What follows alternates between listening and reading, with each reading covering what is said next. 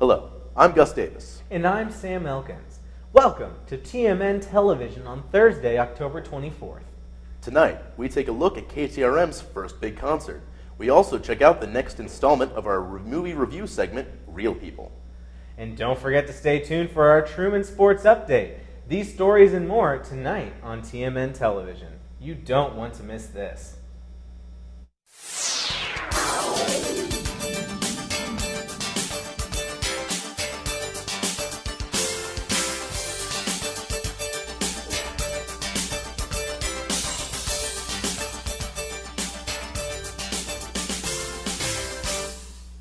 The regional drive-through coffee chain, Scooter's Coffee, will be opening a new location on Baltimore Street, posing new competition for other local coffee shops. The shop is opening at the old location of Papa John's across from Subway. The store will be opening around mid-November with no specific date in mind. The potential effect on the coffee shops has yet to be seen, but local shops such as Starbucks and Caffeine Fix find potential harm to their stores. Starbucks, being another corporate chain, has the highest potential for harm by the new Scooter's Coffee. The drive-thru at Scooter's Coffee will challenge customers that normally go to Starbucks, specifically for its convenience. Rain Wells, owner of Caffeine Fix, says that people who come to Caffeine Fix want a more relaxing environment and they aren't in a hurry. Wells says this is a reason he doesn't think Scooters will affect Caffeine Fix too much. Despite initial thoughts, the impact the new Scooter's Coffee will have on other coffee businesses is still unknown. National college enrollment has been on a decline recently, and most students are well aware of this, as is the staff here at Truman. In response to this drop, Truman has hired a new vice president of enrollment management and marketing, Tiana Lang. Truman is in the process of revamping their marketing and messaging to account for the decrease in enrollment. Along with these changes, Tiana Lang wants to change how students interact with Kirksville, considering it a plus of the university's life rather than a detractor. This plan would push to change both campus culture and admissions marketing for the future. We have students who are highly qualified and should be Truman students who self-select and never apply because they've heard this term highly selective and they don't think they can get in. So we don't want to change the admission criteria in any way, shape, or form. We are still going to continue to attract very bright and talented students, but what we want to do is make sure that no student is self-selecting not to even apply because they don't think they can get in based on what their ACT score is or their GPA is. The Activities Board hosted the Harvest Festival last Thursday, October 17th. Students got to go out and paint and carve pumpkins, make s'mores, drink hot chocolate, and play games. Harvest Fest is an annual event the SAB holds and has seen a number of changes throughout the years, including the addition of s'mores that was added last year. One of the larger changes is the addition of Harvest Fest into the homecoming calendar. Harvest Fest event chair Ashley Atkinson says the addition into the calendar helped gain attendance because it appealed to Greek life and other homecoming participants. SAB also added a giveaway during the event where students could guess how much candy corn was in a jar. The closest guesser won a Fitbit Blaze. Food trucks are a rising industry in the St. Louis region, with a monthly event bringing together about 3,000 to 5,000 people from around the city. Food trucks have become popular enough to be the centerpiece of one of the largest food events in the metro area. Sauce Food Truck Friday is organized and run by Sauce Magazine, but hosted in Tower Grove Park once a month from May through October. Allison Mace, the founder and publisher of Sauce Magazine, says she started the event 8 years ago in an effort to gather the 8 or 9 trucks that were in St. Louis at the time. Mace says since 2011, the event has grown to allow 20 to 25 trucks with a variety of food offering to serve the area. Next up, we have our Truman weather forecast. And after that, we take a look at KTRM's Sir Baby Girl concert.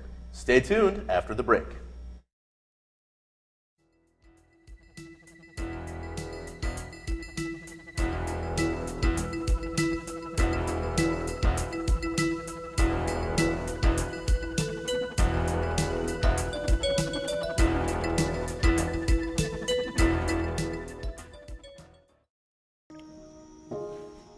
This is the story of a boy who didn't talk for a long time. The boy liked things to always be the same. Any changes would scare and upset him. The unknown was an unfriendly place. The boy was very sensitive to lights and sounds. So he built secret hiding places where they couldn't get in. The boy didn't like looking people in the eye. He wasn't trying to be mean, it just made him feel uncomfortable. Sometimes he would flap his arms again and again. One day I found out I have something called autism. My family got me help. Slowly, I found my voice and learned all the ways I could live with it better. Early intervention can make a lifetime of difference. Learn the signs at autismspeaks.org.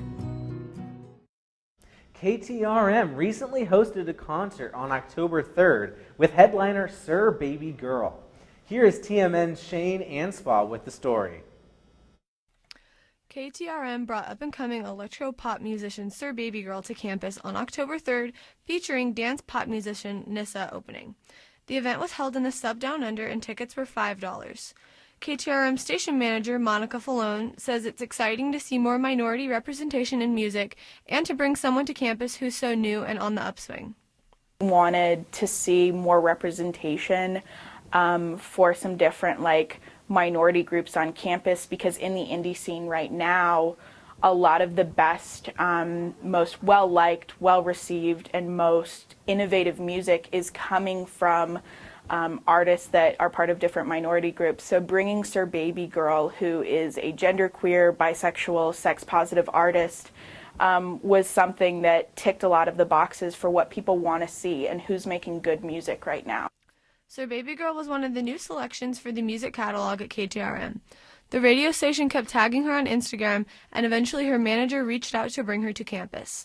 KTRM made their own tickets and t-shirts, not for the specific concert due to copyright infringements, but in the Sir Baby Girl aesthetic.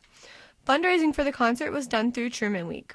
Assistant Promotion Director Evelyn Opper says Sir Baby Girl loves college radio and appreciated the time she got at Truman.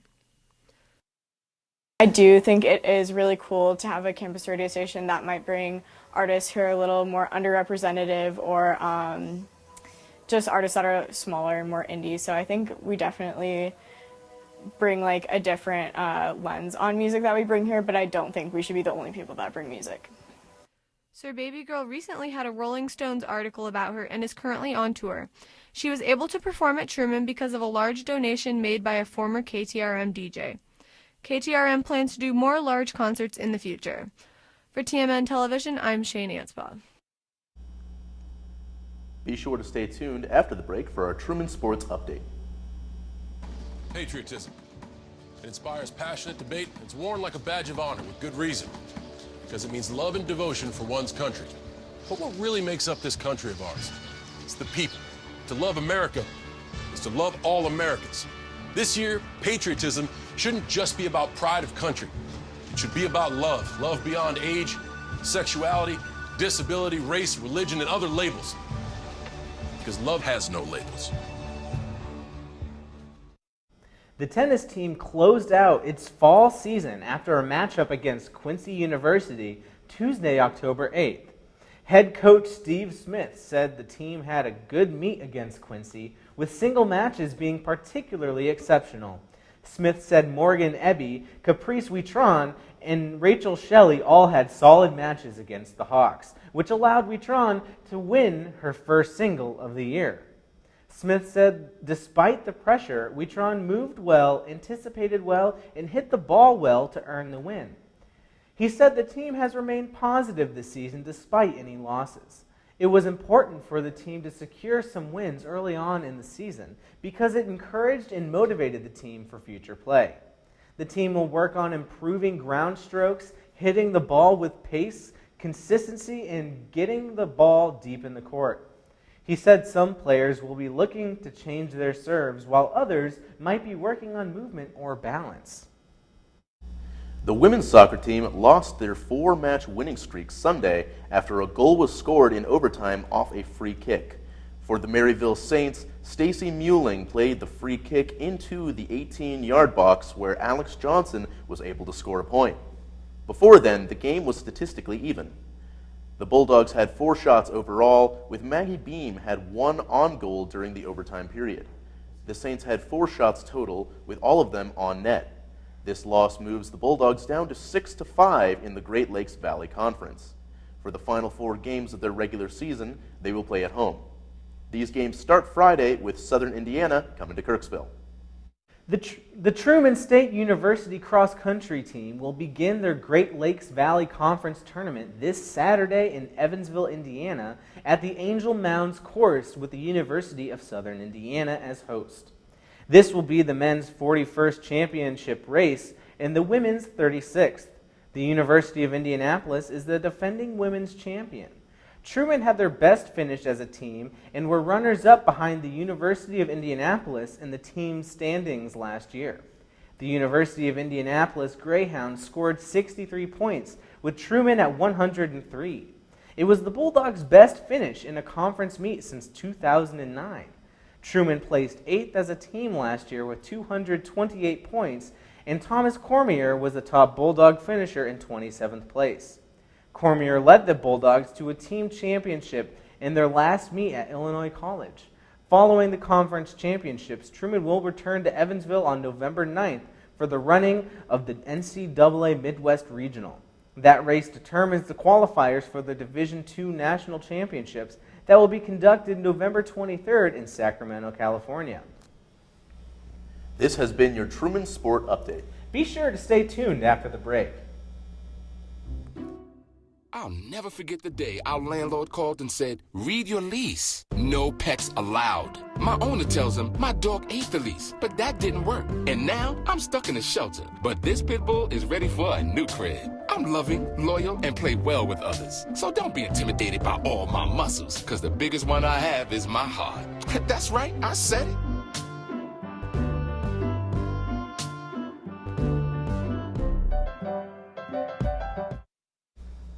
Thank you for tuning in with us tonight.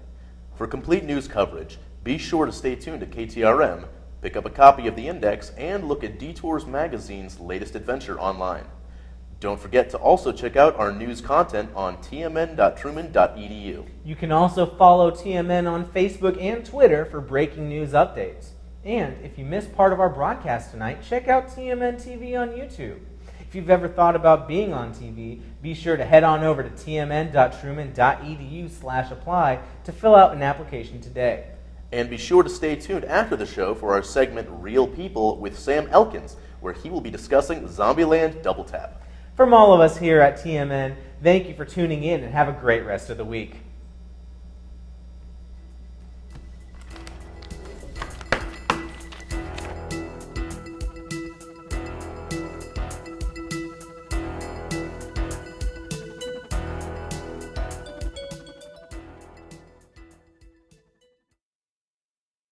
Hello and welcome back to another episode of Real People. This is episode 4, Zombieland Double Tap Review. I'm your host, Sam Elkins, and I'm joined today by the one and only Alex McPherson. Hello. And today, like I said, we'll be reviewing Zombieland Double Tap. So, right off the bat, this is a spoiler-free video, so do not fear. If you have not seen the review, you can continue watching.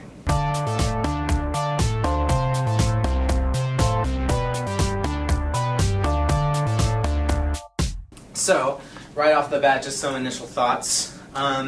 What did you think about the film overall? I mean, perfectly enjoyable, but it felt like the kind of thing that I could just watch on TV, on cable one day, Yeah. and kind of doze off to. It didn't really feel like the big event like I was hoping it would. And perfectly entertaining, but just didn't have like the emotion or like the stakes or just the heart of the original in my opinion. Mm-hmm. Yeah, the first one when it came out, I remember I was young, I was like in 7th grade or something, and I remember watching that and just being so excited about everything that happened in the film, like just how funny it was, how fresh it felt.